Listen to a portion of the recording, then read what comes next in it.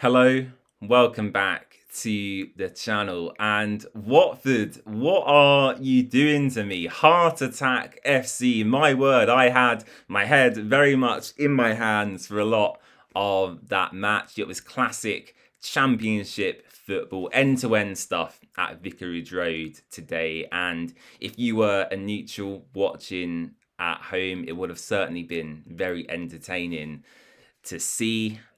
For me in the stadium, not so much. I thought the first 45 was a tough watch, and that's me being generous. And I don't usually get too angry or animated in the stadium. I'm quite a subdued fan. You wouldn't catch me, starting a chant in the stands. I very much sit there and collect my own thoughts in my head. But even today, I was furious at some of the shambolic defending on show by Watford. And whilst we can all be happy with the win, I am, and you should be at home as well. We can all enjoy our weekends in peace now.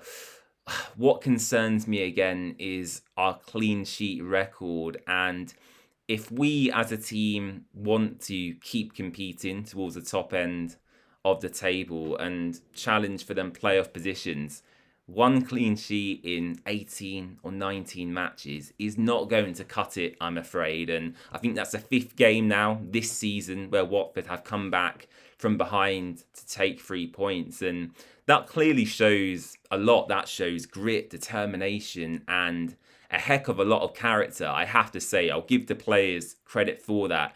But in my eyes, looking longer term, that is not a sustainable way to win football matches. What I want to see from Watford at Vicarage Road more specifically is for us to dominate from minute one. I'm fed up of the passive passing, the slow build up between the centre backs, the full backs. Loser, who you want much further forward, is having to drop really deep just to pick up the ball and progress us forward. Whereas I feel Javi, if he just picks the right players, we wouldn't have that issue. You saw the impact Max had when he come on in the second half. Kevin Caben quite rightly substituted for a number of errors in the first 45. But Max, massive credit to him. He's been out of the team for a very long time now. He's been waiting patiently for his chance.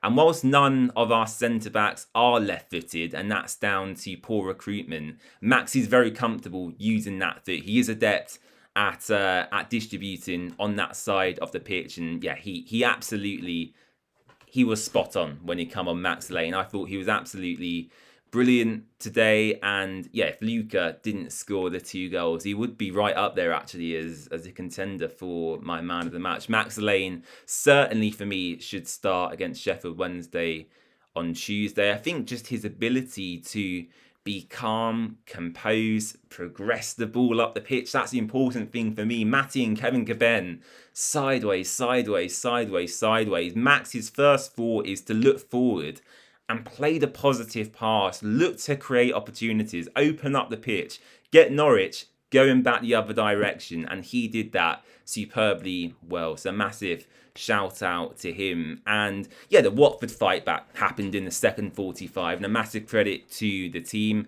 I critiqued the 4 defenders in the first half for a pretty turgid performance in Gakia, Matty, Caben, and Bola. Baxter included as well. Terrible, terrible, terrible. But in the second 45, I was really pleased. And Gakia and Bola especially are fantastic in attack. Going forward. And Gakia with the ball into Luca, he got the equalising goal. Great stuff. That is what I want to see at Vicarage Road. And then you had Bola on the overlap from off-man Mama's Trivella pass to cut it back for Ince, and he ultimately got the winner. So all in all, really pleased. I've completely brushed over Josh Sargent, by the way, because his name is permanently banned from the Watford Way. I do not want to speak about him. What I will say, though, before I kind of conclude my thoughts on the game, is that I think against Preston a couple of weeks ago, it was nailed on for Jebo to score, and he did just that.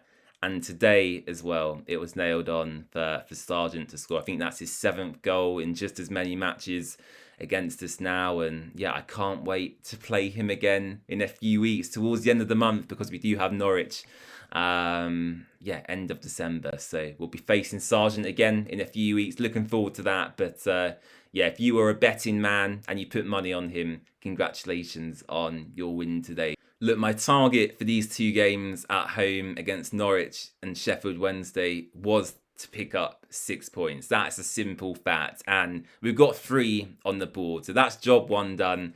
Job 2 takes place on Tuesday night under the lights, live again on Sky Sports. I'll be there. I hope you'll be there as well. If not, you'll be watching from home, I'm sure. And yeah, hopefully we can get the job done. But yeah, all in all, I will certainly want to see some changes to the team. I want to see Papamendi, our little midfielder, get a go. I'd love to see Jeremy Petrie come back into the squad as well, and maybe even a little bit of James Abankwah too. So yeah, my final thoughts are really just to urge Javi to utilise the wide squad he has. Yes, we have injuries at the moment. Quadwo, Rocco, they were both unavailable today. I get that. I accept that. Sure, let's move on. But he does have other players at his disposal he's not choosing to use, and that is, you know, quite quickly becoming a major bugbear of mine. Maybe we'll even see a different formation as an experiment midweek. Who knows? The 4-2-3-1 or 4-3-3 is certainly something I'd love to see. I'm just putting it out there. So yeah, we'll leave it there. Thank you so much for watching. Let me know your man of the match in the comments. I assume a lot of you